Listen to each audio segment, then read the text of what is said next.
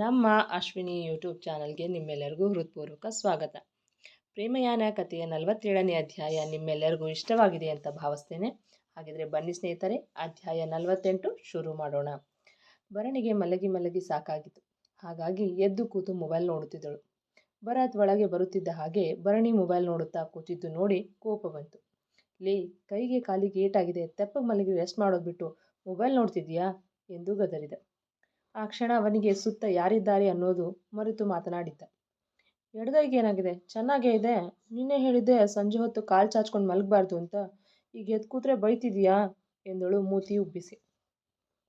ಲೇ, ನಾ ಬೈತಿರೋದು ನೀನು ಮೊಬೈಲ್ ಹಿಡ್ಕೊಂಡು ಕೂತಿದ್ದಕ್ಕೆ. ಎಂದರೆ ನಿನಗೆ ನಾನು ಏನು ಮಾಡಿದ್ರು ತಪ್ಪೆ. ಅವಕಾಶ ಸಿಕ್ಕರೆ ಸಾಕು ಬೈಯೋದಕ್ಕೆ ಬರ್ತೀಯಾ ಅಲ್ವಾ ಎಂದು ಹೇಳಿದವಳು ಗಮನ ಭರತ್ ಹಿಂದೆ ಬಂದ ಪ್ರಶಾಂತ್, ರುಕ್ಮಿಣಿ, ಚರಣ್ ಕಡೆ ನೋಡಿ ಆಶ್ಚರ್ಯವಾಯಿತು. ಇವರುಗಳ ಮಾತು ಕೇಳಿದ ಮೂವರಿಗೂ ಆಶ್ಚರ್ಯ ಆಗಿತ್ತು. ಇದೇನಿದು, ಇಬ್ಬರ ನಡುವೆ ಇಷ್ಟು ಸಲಿಗೆ ಇದೆಯಾ ಎಂದು. ರುಕು, ನೀನು ಯಾವಾಗ ಬಂದೆ ಎಂದಳು ಖುಷಿಯಿಂದ.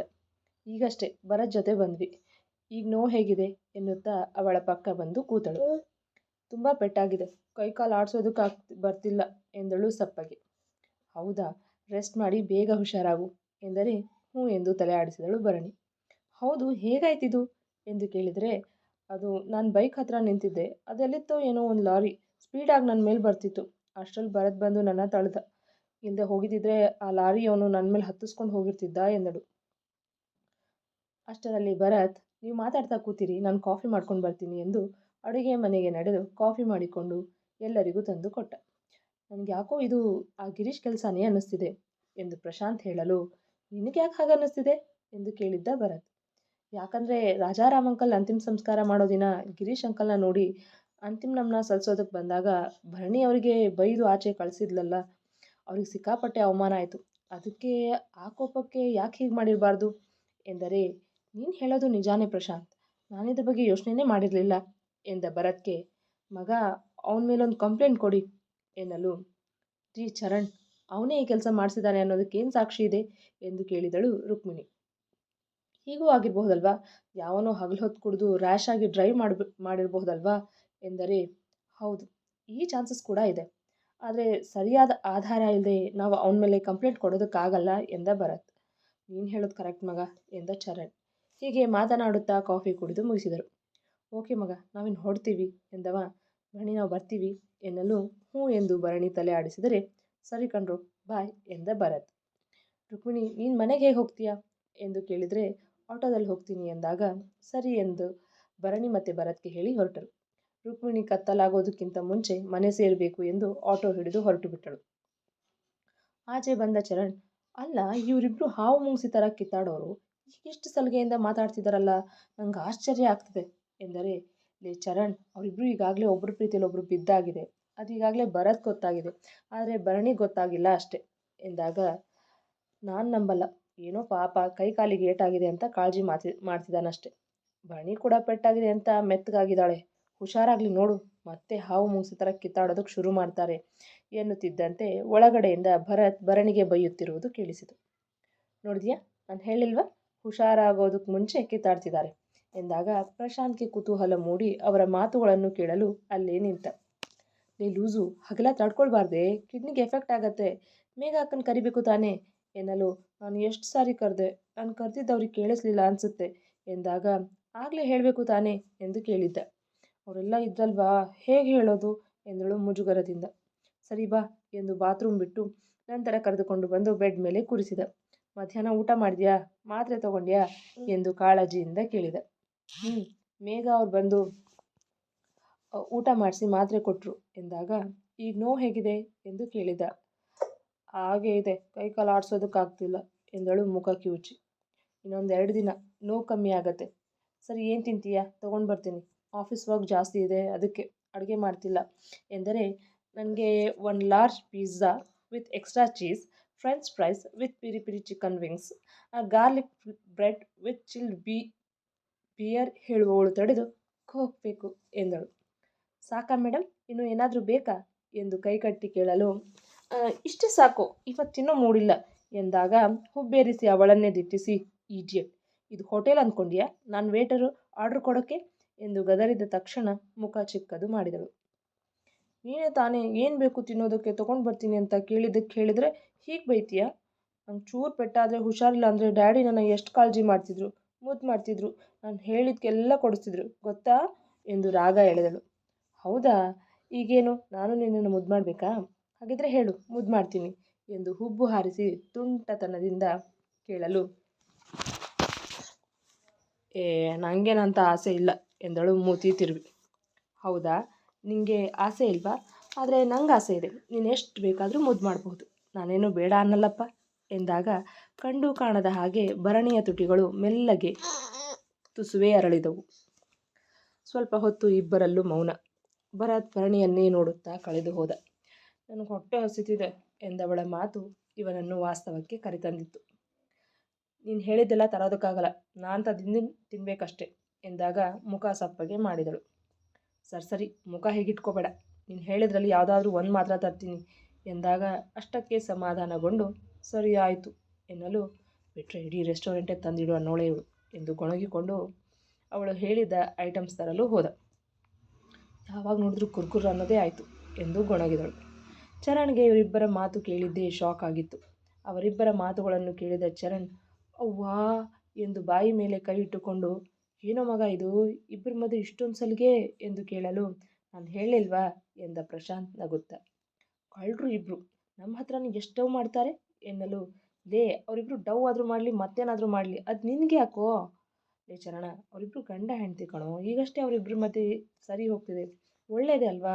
ಆದಷ್ಟು ಬೇಗ ಇಬ್ಬರ ಮಧ್ಯೆ ಎಲ್ಲ ಸರಿ ಹೋಗಿ ಒಂದಾದರೆ ಅಷ್ಟೇ ಸಾಕು ಎಂದಾಗ, ಅಯ್ಯೋ ನಾನು ಕೂಡ ಅದನ್ನೇ ಬಯಸೋದು ಎನ್ನಲು, ಸರಿ ಬಾ, ಭರತ್ ಆಚೆ ಬರೋದಕ್ಕಿಂತ ಮುಂಚೆ ಇಲ್ಲಿಂದ ಹೋಗೋಣ. ನಾವಿಬ್ಬರು ಹೀಗೆ ಅವ್ರ ಮಾತುಗಳನ್ನ ಕೇಳಿಸ್ಕೊಳ್ತಿದ್ವಿ ಅಂತ ಗೊತ್ತಾದರೆ ಇಬ್ಬರನ್ನ ಹಾಕೊಂಡು ರುಬ್ತಾನಷ್ಟೆ ಎಂದು ಪ್ರಶಾಂತ್ ಚರಣ್ನ ಎಳೆದುಕೊಂಡೇ ಕೆಳಗಡೆ ಓಡಿದ್ದೆ. ಇಬ್ಬರು ಕೆಳಗಡೆ ಇಳಿದು ಬಂದು ಬೈಕ್ ಸ್ಟಾರ್ಟ್ ಮಾಡಿ ಭರತ್ ಕೆಳಗಡೆ ಬರೋದಕ್ಕಿಂತ ಮುಂಚೆನೇ ಅಲ್ಲಿಂದ ಜಾಗ ಖಾಲಿ ಮಾಡಿದರು. ಭರತ್ ರೆಸ್ಟೋರೆಂಟ್ಗೆ ಹೋಗಿ ಪಿಜ್ಜಾ ಮತ್ತು ಕೋಕ್ ತೆಗೆದುಕೊಂಡು ಬಂದ. ತಗೋ ಎಂದು ಅವಳ ಮುಂದೆ ಚಾಚಿದಾಗ ತೆಗೆದುಕೊಂಡು ಬಾಕ್ಸ್ ತೆಗೆದವಳು ಪಿಜ್ಜಾ ನೋಡಿ ಖುಷಿಯಿಂದ ಚಿಕ್ಕ ಮಕ್ಕಳ ಹಾಗೆ ಸಂಭ್ರಮಿಸಿದಳು. ಒಂದು ಪೀಸ್ ತೆಗೆದುಕೊಂಡು ಚೂರೇ ಚೂರು ತಿಂದು ಅದರ ಸ್ವಾದಕ್ಕೆ ಕಣ್ಮುಚ್ಚಿ ಎಂದು ಉದ್ಗಾರ ತೆಗೆದು ಆಸಮ್ ಎಂದಳು. ಭರತ್ ಅವಳ ರೀತಿಗೆ ಕೈಕಟ್ಟಿ ನಗುತ್ತಾ ಅವಳನ್ನೇ ನೋಡುತ್ತಿದ್ದ. ಇನ್ನೊಂದು ಪೀಸು ತೆಗೆದುಕೊಂಡು ತಿಂದು ಚೂರು ಕೋಕ್ ಕುಡಿದು ಸಾಕು ನನಗೆ ಎಂದಳು. ಏನೋ ಸಾಕಾ? ಆಗಲೇ ಏನೋ ಭಾರಿ ಲಿಸ್ಟ್ ಹೇಳ್ತಿದ್ದೆ, ಏನದು? ಹಾಂ, large pizza with extra cheese, French fries with piri piri chicken wings, garlic bread with coke. ಮುಖ ನೋಡು, ಒಳ್ಳೆ ಕೋಳಿ ಕೆದಕದ ಹಾಗೆ ಕೆದಕಿ ಚೂರೇ ತಿನ್ನೋ ನಿನಗೆ ಇದೆಲ್ಲ ತರಬೇಕಾಗಿತ್ತು ಅಲ್ವಾ? ಯಾಕೆ ನನ್ನ ದುಡ್ಡು ವೇಸ್ಟ್ ಮಾಡೋದಕ್ಕ? ತಿನ್ನೋದಿಷ್ಟು ಎಂದು ಕೈಯಿಂದ ಆ್ಯಕ್ಷನ್ ಮಾಡಿ ಲಿಸ್ಟ್ ನೋಡಿದ್ರೆ ಇಷ್ಟುದ್ದ ಹೇಳ್ತಾಳೆ ಈಡಿಯಟ್ ಎಂದು ಮಿಕ್ಕಿದ್ದ ಪಿಜ್ಜಾ ತಿನ್ನಲು, ಅರೆ ಅದು ಎಂಜ್ಲು ಎಂದು ಮುಖ ಸಿಂಡರಿಸಿದಳು.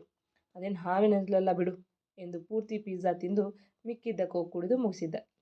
ನಿನಗೆ ನನ್ನನ್ನು ಬೈಲಿಲ್ಲ ಅಂದರೆ ತಿಂದಿದ್ದು ಕರ್ಗೋದೇ ಇಲ್ಲ ಅಲ್ವಾ ಎಂದು ಮುಖ ಊದಿಸಿಕೊಂಡಳು. ಹೌದು, ಏನಿವಾಗ? ತೆಪ್ಪಗೆ ಮಾತ್ರೆ ತಗೊಂಡು ಮುಚ್ಕೊಂಡು ಮಲ್ಗು ಎಂದು ಗದರಿದ ತಕ್ಷಣ ಮಾತ್ರೆ ತೆಗೆದುಕೊಂಡು ನುಂಗಿ ನೀರು ಕುಡಿದು ಥ್ಯಾಂಕ್ ಯು ಎಂದಳು. ಭರತ್ ಅಡುಗೆ ಮನೆಗೆ ನೀರಿನ ಗ್ಲಾಸ್ ಇಡಲು ಹೊರಟವನು ಹಿಂದೆ ತಿರುಗು, ಏನು ಥ್ಯಾಂಕ್ಸಾ? ಯಾಕೆ ಎಂದು ಕೇಳಲು, ದಿನಾ ನೀನು ಮಾಡೋ ಆ ಡಬ್ಬಾ ಉಪ್ಪಿಟ್ಟು ಎನ್ನುತ್ತಿದ್ದಂತೆ, ಏನಂದೆ ಎಂದು 2 ಹೆಜ್ಜೆ ಮುಂದೆ ಬಂದಿದ್ದ ತಕ್ಷಣ, ಅಂದರೆ ನೀನು ಮಾಡ್ತಿದ್ದು ಉಪ್ಪಿಟ್ಟು ಚಿತ್ರಾನ್ನ ಪುಳಿಯೋಗರೆ ತಿಂದು ತಿಂದು ನಾಲ್ಗೆ ಜಿಡ್ಕಟ್ಟಿತ್ತು, ಈಗ ಪಿಜ್ಜಾ ತಿಂದು ನಾಲ್ಗೆ ಸರಿ ಹೋಯಿತು, ಅದಕ್ಕೆ ನಾನು full happy. Thank you, good night ಎಂದಳು ಮುದ್ದಾಗಿ ನಗುತ್ತಾ. ಈಡಿಯಟ್, ಮಲ್ಕೊ ಎಂದು ನಗುತ್ತಾ ಹೇಳಿದ ಭರತ್. ಭರಣಿಗೆ ಮಲಗಿದ ತಕ್ಷಣ ನಿದ್ದೆ ಹತ್ತಿತ್ತು. ಭರತ್ ಅಡುಗೆ ಮನೆಗೆ ಹೋಗಿ ನೀರಿನ ಗ್ಲಾಸ್ ಇಟ್ಟು ಬಂದು ಮಲಗಿ ಭರಣಿ ಕಡೆ ಒಮ್ಮೆ ನೋಡಿ, ನಿಜವಾಗ್ಲೂ ಭರಣಿ ಮೇಲೆ ಲಾರಿ ಹತ್ಸೋದಕ್ಕೆ ನೋಡಿದ್ದು ಗಿರೀಶ್ ಕೆಲಸನೇನಾ? ಅವತ್ತು ಭರಣಿ ಅವ್ನ ಮುಖಕ್ಕೆ ಹೋಗೋದು ಅಷ್ಟೆಲ್ಲ ಅಂದು ಆಡಿದ್ಲು, ಅಷ್ಟೆಲ್ಲ ಅನ್ನಿಸ್ಕೊಂಡು ಅವಮಾನ ಮಾಡಿಸ್ಕೊಂಡು ಸುಮ್ಮನೆ ಕೂರೋದಕ್ಕಂತೂ ಸಾಧ್ಯ ಇಲ್ಲ. ಅಥವಾ ನಾನೇ ತಪ್ಪಾಗಿ ಅರ್ಥ ಮಾಡ್ಕೊಳ್ತಿದ್ದೀನಾ? ಬೇರೆ ಯಾವನೋ ಕುಡಿದು ಅಮಲಲ್ಲಿ ಆ ರೀತಿ ರ್ಯಾಶಾಗಿ ಲಾರಿ ಓಡಿಸ್ಕೊಂಡು ಬಂದನಾ ಹೇಗೆ ಎಂದು ಯೋಚಿಸತೊಡಗಿದೆ. ಗಿರೀಶ್ ಸುಮ್ಮನೆ ಅಂತೂ ಕೂರೋದಿಲ್ಲ, ಏನಾದರೂ ಒಂದು ಮಾಡೇ ಮಾಡ್ತಾನೆ ಎಂದು ಜೋರಾಗಿ ಉಸಿರು ಎಳೆದುಕೊಂಡು, ಅದೇನೇ ಆಗಿರಲಿ ಯಾವುದಕ್ಕೂ ನಮ್ಮ ಎಚ್ಚರಿಕೆಯಲ್ಲಿ ನಾವಿರೋದು ಒಳ್ಳೆಯದು ಎಂದುಕೊಂಡು ಮತ್ತೆ ಭರಣಿ ಕಡೆ ತಿರುಗಿ, ಒಂದು ಪಿಜ್ಜಾಗೆ ಒಳ್ಳೆ ಚಿಕ್ಕ ಮಕ್ಕಳ ಹಾಕಿ ಖುಷಿ ಪಡ್ತಾಳೆ ಈಟಿಯಟ್ ಎಂದು ಮುಗುಳು ನಕ್ಕ. ಪಮೇರಿಯನ್, ದಿನಕ್ಕೂ ನನ್ನನ್ನು ಎಷ್ಟೊಂದು ಆವರಿಸ್ಕೊಳ್ತಿದ್ಯಾ? ನಿನ್ನೊಳಗಿನ ಈ ಮಗುವಿನಂತಹ ಮನಸ್ಸೇ ನನ್ನನ್ನು ನಿನಗೆ ಸೋಲೋ ಹಾಗೆ ಮಾಡ್ತಿದೆ. ಅದು ಯಾವಾಗ ನಿನಗೆ ನನ್ನ ಮೇಲೆ ಪ್ರೀತಿ ಆಗುತ್ತೋ, ಅದು ಯಾವಾಗ ನೀನು ನನ್ನನ್ನು ನಿನ್ನ ಗಂಡ ಅಂತ ಒಪ್ಕೊಳ್ತೀಯೋ ಆ ದೇವರೇ ಬಲ್ಲ ಎಂದು ನಿಟ್ಟುಸಿರು ಬಿಟ್ಟು, ಆದರೆ ಈಗ ನೀನಲ್ಲಿ ಆಗ್ತಿರೋ ಈ ಬದಲಾವಣೆ ಅಂತೂ ನನಗೆ ತುಂಬ ಖುಷಿ ಕೊಡ್ತಿದೆ. ಆದಷ್ಟು ಬೇಗ ಬದಲಾಗು ಬನ್ನಿ. ಈಗ ನಿನ್ನ ಈಗ ನೀನು ಪಡ್ತಿರೋ ಕಷ್ಟಕ್ಕೆ ಮುಂದೆ ನಿನಗೆ ಖಂಡಿತ ಸುಖ ಸಿಗತ್ತೆ. ಆ ದಿನಕ್ಕೆ ನಾನು ಕಾಯ್ತಾ ಇದ್ದೀನಿ ಎಂದು ಹೇಳಿ ತಾನು ನಿದ್ರೆಗೆ ಜಾರಿದ. ಭರಣಿಗೆ ಕೈಕಾಲು ಪೆಟ್ಟಾಗಿ ವಾರವೇ ಕಳೆದಿತ್ತು. ಈಗ ಸಂಪೂರ್ಣವಾಗಿ ಗುಣವಾಗಿದ್ದಳು. ಮಾತೆತ್ತಿದರೆ ಸಾಕು, ಬರೀ ಬೈಯೋದೇ ಮಾಡ್ತಾನೆ. ಇನ್ನೂ 4 ದಿನ ನನಗೆ ನೋವು ಕಮ್ಮಿ ಆಗಿಲ್ಲ ಅಂತ ಹೇಳಿ ಎಲ್ಲ ಕೆಲಸನೂ ಅವನ ಕೈಯಲ್ಲೇ ಮಾಡಿಸಿದ್ರೆ ಆಯಿತು ಎಂದು ಇನ್ನೊಂದು ಚೂರು ನೋವಿದೆ ಎಂದು ಸುಳ್ಳು ಹೇಳಿ ಭರತ್ ಕೈಯಿಂದಲೇ ಕೆಲಸ ಮಾಡಿಸೋ ಪ್ಲ್ಯಾನ್ ಮಾಡಿದ್ದಳು ಭರಣಿ. ಅದರಂತೆ ನೋವು ವಾಸಿಯಾದರೂ 2 ದಿನದಿಂದ ಇನ್ನೂ ನೋವಿದೆ ಅಂತಾನೇ ಹೇಳುತ್ತಿದ್ದಳು. ಲೇ ಪಮೇರಿಯನ್, ಇನ್ನೂ ನೋವಿದ್ರೆ ಆಸ್ಪತ್ರೆಗೆ ಹೋಗಿ ಬರೋಣ ಎಂದರೆ ಇಲ್ಲ ಬೇಡ ಎಂದಳು ಗಾಬರಿಯಾಗಿ. ಆಸ್ಪತ್ರೆ ಅಂದರೆ ಸೂಜಿ ಚುಚ್ತಾರೆ ಅನ್ನೋ ಭಯ ಒಂದು ಕಡೆ, ಆದರೆ ಈಗ ಹುಷಾರಾಗಿದ್ದಾಳೆ ಅಲ್ವಾ, ಅದಕ್ಕೆ. ಯಾಕೆ ಬೇಡ ಎಂದು ಅವಳನ್ನೇ ವಿಚಿತ್ರವಾಗಿ ನೋಡಿದ. ಅದು ಅದು ಇನ್ನೊಂದು ಸ್ವಲ್ಪ ಮಾತ್ರೆ ಇವೆ, ಅವನು ತಗೊಂಡ್ಮೇಲೆ ಹುಷಾರಾಗ್ಬೋದು. ಅದಕ್ಕೆ ಸುಮ್ಮನೆ ಆಸ್ಪತ್ರೆಗೆ ಯಾಕೆ ಹೋಗೋದು ಅಂತ ಬೇಡ ಅಂದೆ ಎಂದಳು ಅಳುಕಿನಿಂದಲೇ. ಸರಿ ಬಿಡು, ಇನ್ನೊಂದೆರಡು ದಿನ ನೋಡೋಣ. ಆವಾಗಲೂ ನೋವು ಕಡಿಮೆ ಆಗಲಿಲ್ಲ ಅಂದರೆ ಆಸ್ಪತ್ರೆಗೆ ಹೋದರೆ ಆಯಿತು ಎಂದು ತಿಂಡಿ ಮಾಡಿ ಅವಳಿಗೆ ತಿನ್ನಿಸಿ ಮಾತ್ರೆ ಕೊಟ್ಟು ತಾನು ತಿಂದು ರೆಡಿಯಾಗಿ ಆಫೀಸ್ಗೆ ಹೊರಟ. ಭರತ್ ಈ ಕಡೆ ಆಫೀಸ್ಗೆ ಹೋಗೋದಕ್ಕೆ ಮಹಡಿಯಿಂದ ಇಳಿದು ಕೆಳಗಡೆ ಹೋಗುತ್ತಿದ್ದ ಹಾಗೆ ಮಾತೆತ್ತಿದ್ರೆ ಸಾಕು, ಒಯ್ಯೋದೇ ಮಾಡ್ತಾನೆ. ಈಗ ಇನ್ನೊಂದು 4 ದಿನ ಎಲ್ಲ ಕೆಲಸನೂ ಮಾಡಲಿ, ಆಗ ನನ್ನ ಬೆಲೆ ಏನು ಅನ್ನೋದು ಗೊತ್ತಾಗುತ್ತೆ. ದಡ್ಡ, ನಾನು ಹೇಳಿದ ನಿಜ ಅಂತ ನಂಬಿ ಎಲ್ಲ ಕೆಲಸನೂ ಮಾಡ್ತಿದ್ದಾನೆ. ಹೀಗೆ ಇನ್ನೊಂದೆರಡು ದಿನ ಮೇಂಟೈನ್ ಮಾಡೋಣ, ಅಲ್ಲಿವರೆಗೂ ರಾಣಿ ಹಾಗೆ ಅವನ ಕೈಯಿಂದ ಸೇವೆ ಮಾಡಿಸ್ಕೊಳ್ಳೋಣ ಎಂದು ಮೊಬೈಲ್ನಲ್ಲಿ ಸಾಂಗ್ ಹಾಕಿಕೊಂಡು ಖುಷಿಗೆ ಕುಣಿಯೋದಕ್ಕೆ ಶುರು ಮಾಡಿದಳು. ಭರತ್ ಸ್ಟೆಪ್ಸ್ ಇಳಿದು ತನ್ನ ಬೈಕ್ ಹತ್ತಿರ ಹೋಗಿ ಆಫೀಸ್ಗೆ ಹೋಗಲು ಪ್ಯಾಂಟ್ ಜೇಬಿನಿಂದ ಕೀ ತೆಗೆಯಬೇಕು. ಫೋನ್ ನೆನಪಾಗಿತ್ತು. ಎಲ್ಲಿಟ್ಟೆ ಎಂದು ಎರಡೂ ಜೇಬು ತಡಕಾಡಿದ. ಆಗ ನೆನಪಾಗಿತ್ತು, ಓ, ಫೋನ್ ಚಾರ್ಜ್ ಹಾಕಿದ್ನಲ್ವಾ, ಮರ್ತೇ ಬಿಟ್ಟೆ ಎಂದು ವಾಪಸ್ ಸ್ಟೆಪ್ಸ್ ಹತ್ತಿ ಮೇಲೆ ಬರಲು ಒಳಗಡೆಯಿಂದ ಹಾಡು ಕೇಳಿ ಬರುತ್ತಿತ್ತು. ಬೇಜಾರಾಗತ್ತೆ ಅಂತ ಸಾಂಗ್ ಕೇಳ್ತಾಳನ್ಸುತ್ತೆ ಅಂದುಕೊಂಡವ ಬಾಗಿಲು ತಳ್ಳಿ ಒಳಗಡೆ ಬಂದರೆ ಭರಣಿನ ನೋಡಿ ಶಾಕ್ ಆಗಿತ್ತು. ಸುಮ್ಮನೆ ಬಾಗಿಲಿಗೆ ಒರಗಿ ಕೈಕಟ್ಟಿ ಕೋಪದಿಂದ ಅವಳು ಕುಣಿಯುವುದನ್ನೇ ನೋಡುತ್ತಾ ನಿಂತು ಬಿಟ್ಟ ಹುಡುಗ. ಭರಣಿ ಫುಲ್ ಮೈಮರೆತು ತಾನೂ ಹಾಡುತ್ತಾ ಕುಣಿಯುತ್ತಿದ್ದಳು. ಕುಣಿಯುತ್ತಾ ಕುಣಿಯುತ್ತಾ ತನ್ನ ಹಿಂದೆ ತಿರುಗಲು ಭರತ್ ಗಂಭೀರವಾಗಿ ತನ್ನನ್ನೇ ಗುರಾಯಿಸುತ್ತಾ ನಿಂತಿರುವುದನ್ನು ನೋಡಿ ಶಾಕ್ ಜೊತೆ ಭಯವೂ ಆಗಿತ್ತು. ತಕ್ಷಣ ಮುಂದೆ ತಿರುಗಿ, ಓ ಗಾಡ್, ಸಿಗಾಕೊಂಡ್ಬಿಟ್ಟೆ, ಇವನು ಆಫೀಸಿಗೆ ಹೋಗಿದ್ದ ಅಲ್ವಾ, ಮತ್ತ್ಯಾಕೆ ವಾಪಸ್ ಬಂದ, ದೇವ್ರೇ, ಈಗ ಇನ್ನೇನು ಮಾಡ್ತಾನೋ, ಕೋಪದಲ್ಲಿ ಕೆನ್ನೆಗೆ ಬಾರಿಸಿದ್ರೆ ಎಂದು ನೆನೆದು ಬೆಚ್ಚಿ 2 ಕೆನ್ನೆ ಮೇಲೆ ಕೈ ಇಟ್ಟುಕೊಂಡಳು.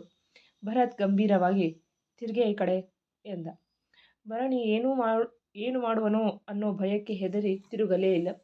ನಿನಗೆ ಹೇಳ್ತಿರ್ದು, ತಿರ್ಗೆ ಈ ಕಡೆ ಎಂದ ಅದೇ ಗಂಭೀರ ಸ್ವರದಿಂದ. ಭರಣಿ ಮಾತ್ರ ಹೆದರಿ ಅವನ ಕಡೆ ತಿರುಗಲೇ ಇಲ್ಲ. ಕೊನೆ ಸಾರಿ ಹೇಳ್ತಿದ್ದೀನಿ, ನನ್ನ ಕಡೆ ತಿರುಗ್ತೀಯೋ ಇಲ್ವೋ ಎಂದು ಈ ಬಾರಿ ಕೋಪದಿಂದ ಬುಸುಗುಡುತ್ತಾ ಹೇಳಿದ ತಕ್ಷಣ ಅವನ ಕಡೆ ತಿರುಗಿದಳು. ಮುಂದುವರಿಯುವುದು. ಕೇಳಿದ್ರಲ್ವಾ ಸ್ನೇಹಿತರೆ, ಪ್ರೇಮಯಾನ ಕಥೆಯ 48ನೇ ಅಧ್ಯಾಯ. ಈ ಸಂಚಿಕೆ ನಿಮಗೆ ಇಷ್ಟವಾಗಿದ್ದರೆ ಒಂದು ಲೈಕ್ ಕೊಡಿ, ನಿಮ್ಮ ಅಭಿಪ್ರಾಯವನ್ನು ಕಮೆಂಟ್ನಲ್ಲಿ ತಿಳಿಸಿ. ಇನ್ನು ಯಾರೆಲ್ಲ ನಮ್ಮ ಚಾನಲ್ ಸಬ್ಸ್ಕ್ರೈಬ್ ಮಾಡ್ಕೊಂಡಿಲ್ವೋ ಪ್ಲೀಸ್ ಸಬ್ಸ್ಕ್ರೈಬ್ ಮಾಡ್ಕೊಳ್ಳಿ, ಹಾಗೆ ಬೆಲ್ ಐಕಾನ್ ಒತ್ತೋದನ್ನು ಮರಿಬೇಡಿ. ಈ ಕಥೆ ನಿಮಗೆ ಇಷ್ಟವಾಗುತ್ತಿದ್ದರೆ ಹೆಚ್ಚು ಜನರಿಗೆ ಶೇರ್ ಮಾಡುವ ಮೂಲಕ ನಮ್ಮನ್ನು ಪ್ರೋತ್ಸಾಹಿಸಿ. ಮತ್ತೆ ಮುಂದಿನ ಸಂಚಿಕೆಯಲ್ಲಿ ಭೇಟಿಯಾಗೋಣ. ಧನ್ಯವಾದಗಳು.